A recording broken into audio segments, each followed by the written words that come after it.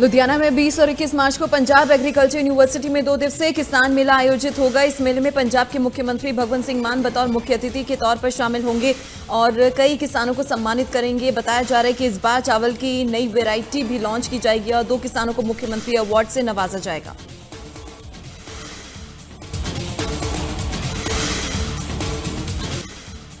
पंजाब सरकार ने प्रदेश में नया राशन कार्ड बनाने को मंजूरी दे दी है। प्रदेश में अब उन परिवारों के राशन कार्ड बनाए जाएंगे जिनके कार्ड अभी तक नहीं बने या नाम काट दिए गए थे।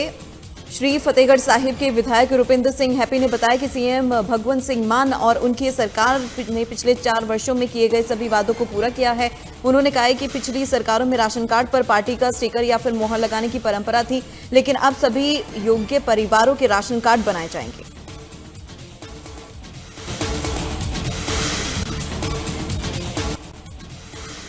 पंजाब के कैबिनेट मंत्री वीरेंद्र गोयल ने पिछले 4 वर्षों में सिंचाई विभाग की महत्वपूर्ण उपलब्धियों का विवरण साझा किया। उन्होंने बताया कि पंजाब सरकार ने नहरी पानी को आखिरी टेल तक पहुंचाने के लिए 6,700 करोड़ रुपए खर्च किए। 2022 में जहां नहरी पानी सिर्फ 24% कृषि भूमि तक पहुंचता था, वहीं अब ये 78% खेतों तक पहुंच रहा है। इसके अलावा सरकार ने हजारों किलोमीटर नए खाल बनाए हैं, अंडरग्राउंड पाइपलाइन और मोगे बनाए और पुराने खालों को रिस्टोर भी किया गया।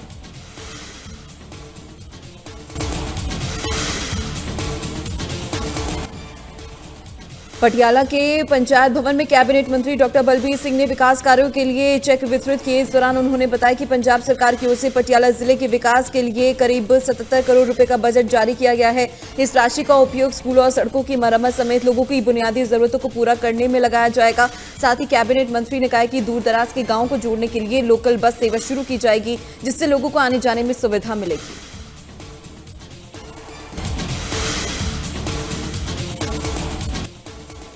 फिरोजपुर में आम आदमी पार्टी के विधायक रणवीर सिंह भुल्लर ने व्यापारियों के साथ बैठक की, जिसमें उन्होंने उनकी समस्याओं को सुना। इस बैठक में फिरोजपुर जिले के प्रशासनिक अधिकारी मौजूद रहे। विधायक भुल्लर ने व्यापारियों को आश्वासन दिया कि उन्हें किसी भी प्रकार की परेशानी नहीं होने दी जाएगी। उन्होंने कहा कि पंजाब सरकार व्यापारियों की समस्या के समाधान के लिए लगातार बैठकें आयोजित कर रही है ताकि व्यापारिक वातावरण को बेहतर बनाया जा सके।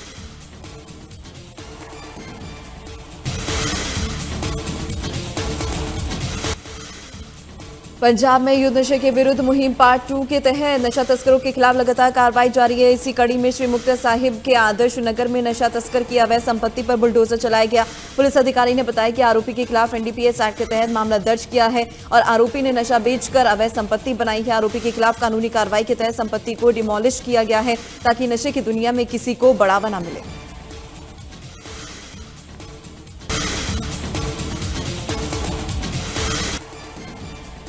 अष्टकोशी परिक्रमा की शुरुआत नाभि कमल तीर्थ से हुई, जिसमें बड़ी संख्या में श्रद्धालु शामिल हुए। यात्रा के दौरान मुख्यमंत्री नायब सिंह सैनी की धर्मपत्नी सुमन सैनी भी श्रद्धालुओं के साथ शामिल हुई। करीब 24 किलोमीटर लंबी ये परिक्रमा विभिन्न तीर्थों से होते हुई चिट्टा मंदिर पहुंची और शाम तक नाभि कमल तीर्थ पर ही समाप्त होगी। यात्रा के दौरान श्रद्धालुओं का पड़ाव स्थानेश्वर महादेव मंदिर पर रहा।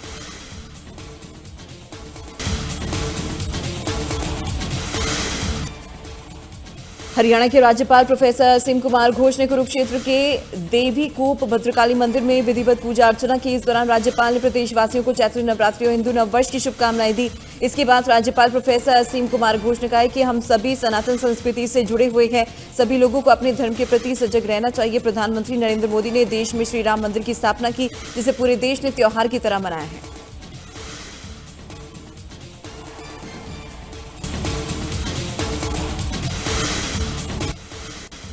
मिडिल ईस्ट में जारी जंग के बीच देश के कई हिस्सों में एलपीजी गैस की कमी की खबरें सामने आ रही है और इसी बीच सिरसा में प्रशासन ने स्थिति को पूरी तरीके से नियंत्रण में बताया है। जिला प्रशासन के मुताबिक जिले में एलपीजी, पेट्रोल और डीजल पर्याप्त मात्रा में उपलब्ध है और किसी तरह की कमी नहीं है।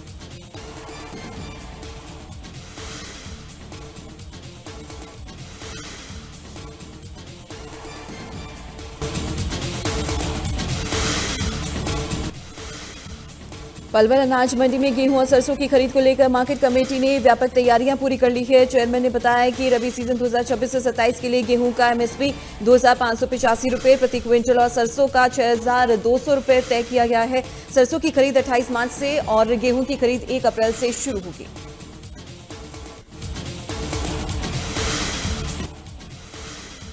मुख्यमंत्री योगी आदित्यनाथ यूपी में सरकार के 9 साल पूरे होने पर लोक भवन में लोगों को संबोधित किया। उन्होंने कहा कि प्रदेश में सुरक्षा, रोजगार और विकास के कई महत्वपूर्ण कदम उठाए गए हैं। 2017 से पहले भर्ती प्रक्रिया बाधित थी। पुलिस विभाग में 9 लाख से ज्यादा भर्तियां की गई।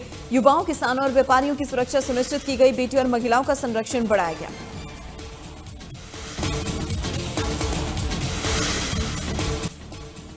मुख्यमंत्री योगी आदित्यनाथ ने प्रेस कॉन्फ्रेंस में जल जीवन मिशन के तहत हर गांव तक साफ पानी पहुंचाने की पहल की बात की। उन्होंने कहा है कि केंद्र और राज्य सरकार के बीच आज MOU कार्यक्रम हुआ, जिसको लेकर सीएम योगी ने केंद्रीय राज्य CR पाटिल और उनकी टीम को धन्यवाद दिया। उन्होंने बताया कि राज्य में 1,05,000 से ज्यादा गाँव हैं, जिसमें से 10,000 से ज्यादा गाँव में पाइपलाइन के जरिए पीने का पानी पहुंच चुका है।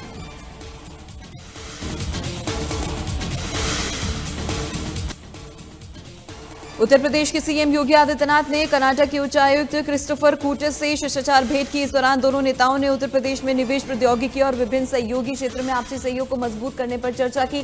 वहीं मुलाकात के बाद उच्चायुक्त क्रिस्टोफर कूटर ने सीएम योगी आदित्यनाथ के नेतृत्व में की सराहना की। उन्होंने कहा कि उत्तर प्रदेश ने पिछले बीते वर्षों में आधारभूत संरचना, नीतिगत सुधार और सुशासन के क्षेत्र में लगातार काम किया है।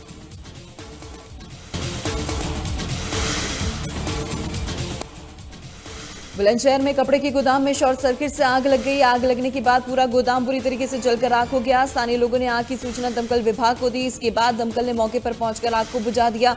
गनीमत रही कि हादसे में कोई जनहानि नहीं हुई है। फिलहाल मामले की जांच जारी है।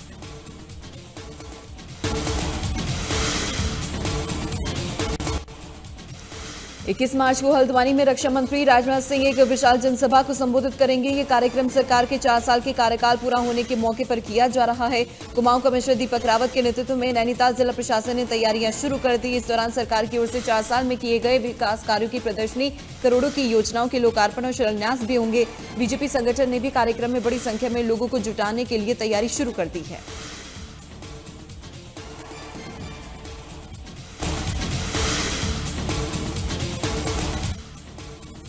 मसूरी में गैस सिलेंडरों की भारी किल्लत से छोटे दुकानदारों और रेस्टोरेंट्स के लिए भेजी गई रोजी रोटी का संकट जो है खड़ा हो गया है। व्यापारियों का कहना है कि सरकार कमर्शियल गैस उपलब्ध नहीं कर रही है, जबकि घरेलू सिलेंडर का उपयोग करने पर कार्रवाई हो रही है।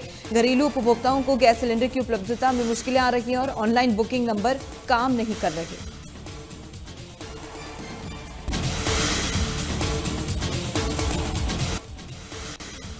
हिंदू धर्म के पावन पर्व चैत्र नवरात्रि की आज शुरुआत हो गई है। इस अवसर पर देश भर के मंदिरों को बेहद सुंदर और भव्य तरीके से सजाया गया है। वहीं नवरात्रि के ये 9 दिन विशेष रूप से माता दुर्गा के 9 स्वरूपों की पूजा अर्चना के लिए समर्पित है। इस दौरान भक्त अपने घरों और मंदिरों में पूजा अर्चना कर सुख समृद्धि की कामना कर रहे हैं।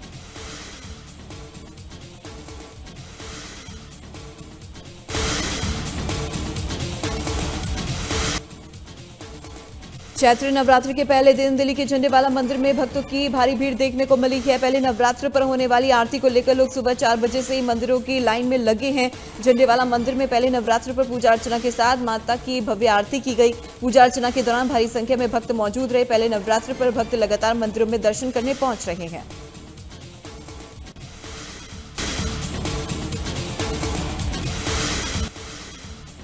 प्रधानमंत्री नरेंद्र मोदी ने कुवैत के क्राउन प्रिंस अल सबा से बातचीत की। इस दौरान पश्चिम एशिया में बदलते सुरक्षा हालात पर चर्चा की गई और भारत ने इलाके में शांति बनाए रखने की अपनी बात दोहराई। पीएम मोदी ने सोशल मीडिया प्लेटफॉर्म एक्स पर लिखा है कि उन्होंने कुवैत के क्राउन प्रिंस से बातचीत की है और आने वाले ईद के त्योहार की शुभकामनाएं दी।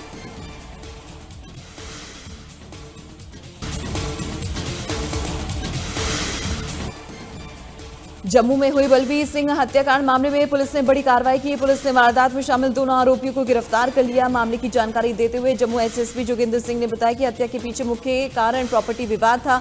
इसी प्रॉपर्टी विवाद के चलते आरोपियों ने उनकी गला रेत कर हत्या कर दी। आम जनता को घबराने की जरूरत नहीं है। राज्य में ऐसी घटनाओं को रोकने के लिए जम्मू पुलिस सतर्क रूप से लगातार काम कर रही है।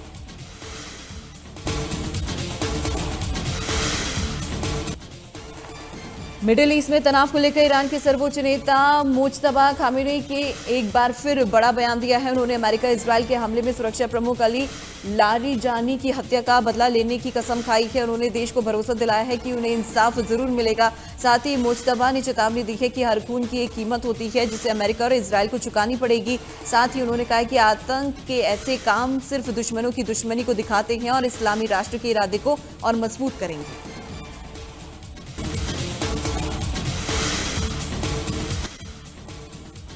मिडिल ईस्ट में जारी जंग के बीच अमेरिका इजराइल ने अब ईरान के ऊर्जा ढांचे को निशाना बनाना शुरू कर दिया है। मीडिया रिपोर्ट के मुताबिक अमेरिका और इजराइल ने दक्षिणी ईरान में स्थित साउथ पार्स गैस फील्ड और असाल्यूहे शहर की तेल गैस सुविधाओं पर एयर स्ट्राइक की है। साउथ पार्स दुनिया का सबसे बड़ा प्राकृतिक गैस क्षेत्र माना जाता है। वैश्विक गैस सप्लाई में इसकी अहम भूमिका है। रिपोर्ट्स के मुताबिक हमले में गैस के साथ साथ पेट्रोकेमिकल और तेल इंफ्रास्ट्रक्चर को भी निशाना बनाया गया। हालांकि नुकसान का पूरा आंकलन अभी सामने नहीं आया है।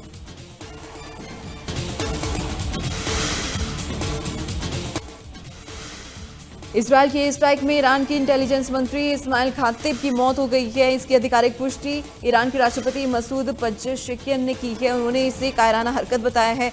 राष्ट्रपति मसूद पज़ेश्कियान ने कहा है कि यह हमला ईरान के शीर्ष नेतृत्व को निशाना बनाने की साजिश का हिस्सा है। बता दें कि इससे पहले इजरायल ने ईरान के सुरक्षा अधिकारी अली लारिजानी और बसीज कमांडर गुलाम रेजा सुल्तानी को निशाना बनाया था, जिसमें दोनों अधिकारियों की मौत हो गई।